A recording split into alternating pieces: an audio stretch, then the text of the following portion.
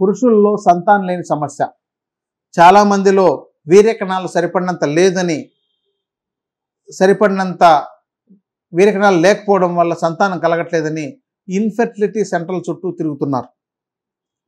కొన్ని మందులు వేసుకొని, కొన్ని ఆహార విధానాలు, జీవన విధాలు ఆచరించి ఆరోగ్యాన్ని బాగు చేసుకోవడం పోయి, ఎలాగూ సంతానం కలగట్లేదు, డబ్బులున్నాయి, ఇన్ఫెర్టిలిటీ సెంటర్కి వెళ్ళి చికిత్స చేసుకుందాం అనుకునే వాళ్లకు ఇప్పుడు నేను చెప్పే ఎపిసోడ్ మీకు పెద్దగా ఉపయోగం ఉండదు. మిమ్మల్ని మీరు బాగు చేసుకోవాలి, మీరు ఆరోగ్యకరంగా ఉండాలి, మీకు సహసిద్ధంగా సంతానం కలగాలి అనుకుంటేనే నేను చెప్పేది మీకు ఉపయోగపడుతుంది. ఇప్పుడు సంతానం కలగాలంటే స్త్రీ పురుషులు ఇద్దరూ ఆరోగ్యకరంగా ఉండాలి.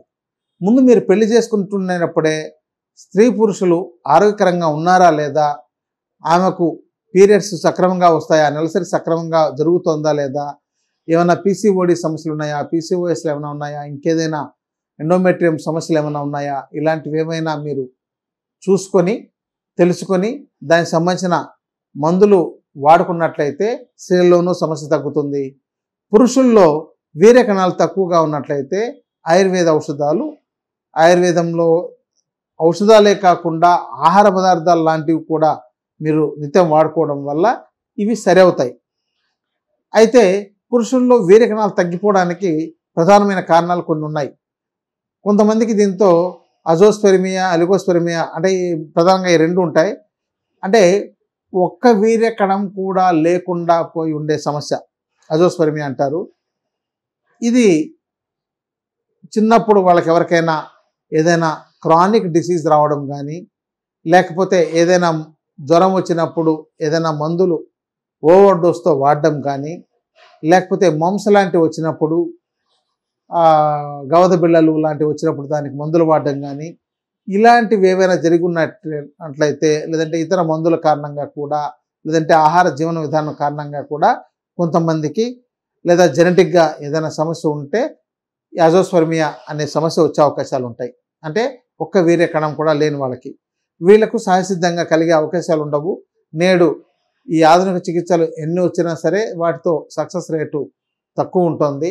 ఎందుకంటే వాళ్ళకు బయాప్సీలు చేసి చూసి, వాటికి మళ్ళీ పెంచే మార్గాలు చూసి ఇవన్నీ చేసినా కూడా సమస్యగా ఉంటుంది. వీర్యకణాలు సరిపడినంత లేకుండా తక్కువగా ఉందండి, అలిగోస్పెర్మియా అనేది ఉంది అని అంటే మనకు ఒక 50 మిలియన్స్ అబవ్ ఉన్నట్లయితే, అట్లీస్ట్ 35-40 ఉన్నట్లయితే సంతానం కలిగే అవకాశాలు ఉన్నాయి. ప్రధానంగా చెప్పాలంటే 55 మిలియన్స్ పైన ఉండాలి. కొంతమందికి దాంతో స్పెర్మ్స్ చాలానే ఉంటాయి, బట్ యాక్టివ్గా ఉండేవి తక్కువ ఉంటాయి. హెడ్ ప్రాబ్లం ఉండేవి ఉంటాయి, టెయిల్ ప్రాబ్లం ఉండేవి ఉంటాయి, బాడీ ప్రాబ్లం ఉండేవి ఉంటాయి, మార్ఫాలజీ వేరుగా ఉంటుంది.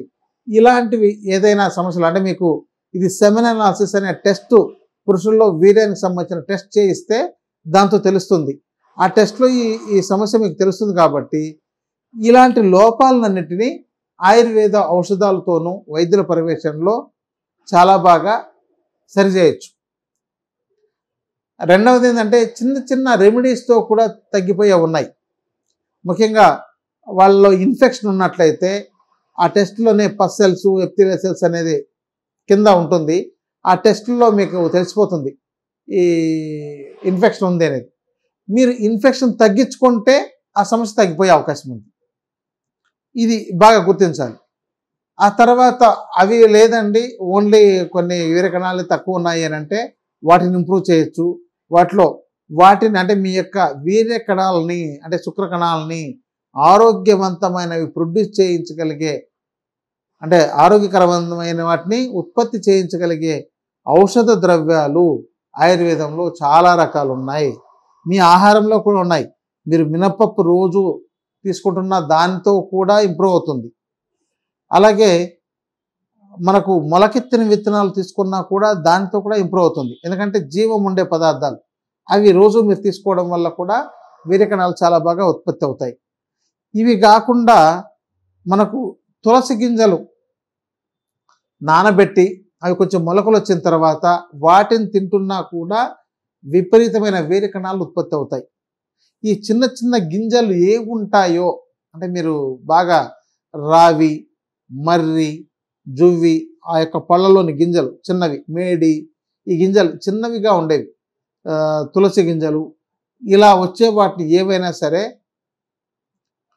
మంచి వీర్య కణాలను ఉత్పత్తి చేయించగలుగుతాయి. కాబట్టి ఇలాంటి వాటిని మీరు ఆహార పదార్థంలో కూడా వాడుకొని సరిచేసుకోవచ్చు.